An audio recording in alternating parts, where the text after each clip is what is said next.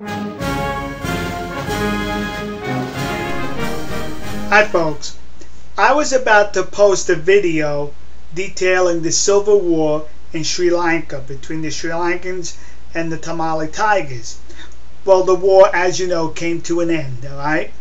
So I did not want to post that whole video, but I will show you part of the video here because there's a piece to this horrific story which is not being told, which is being left out predominantly by the news media around the world. So in my effort to tell you, I'm going to expose some of the truth hidden here.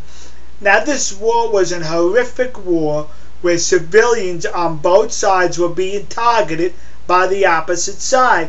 Both sides could be blamed for acts of terrorism. Alright folks, so here's part of that video I was going to post. Now I'm bringing this up because I'm finding a common denominator with this Civil War in Sri Lanka, as we could find in Sudan with the genocide taking place in Darfur. And the common denominator here are the commies, specifically the communists in China. Wait a minute, listen to me. Look at the placement of Sri Lanka in reference to the oil route, the sea oil route from the Middle East to China.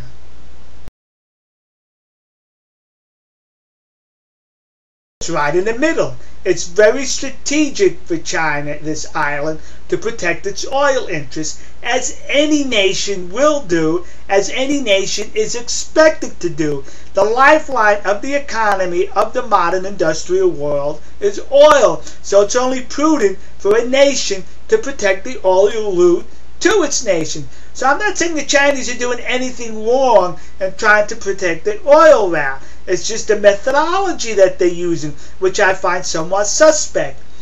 On this island, there's a city, and here's the name of this city. They're now building a huge port, a harbor.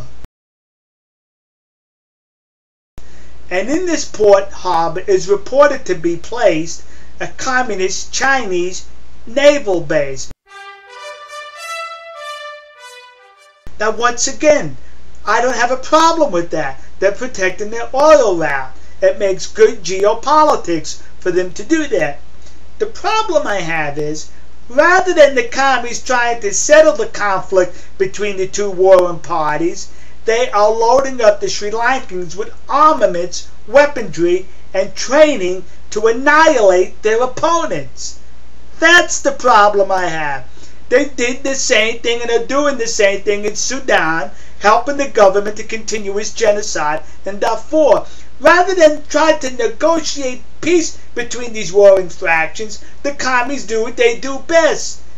They try to stoke the flames of violence even further. Now, believe me now, the violence existed there long before the commies set foot on the island.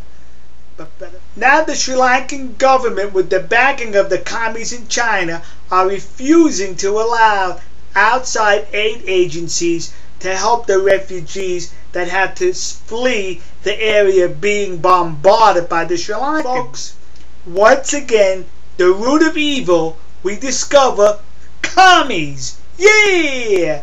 Alright folks, we'll see you. God bless you. God bless America. And God bless the nation you happen to be in. See ya. We are springing to the call for 300,000 more, shouting the battle.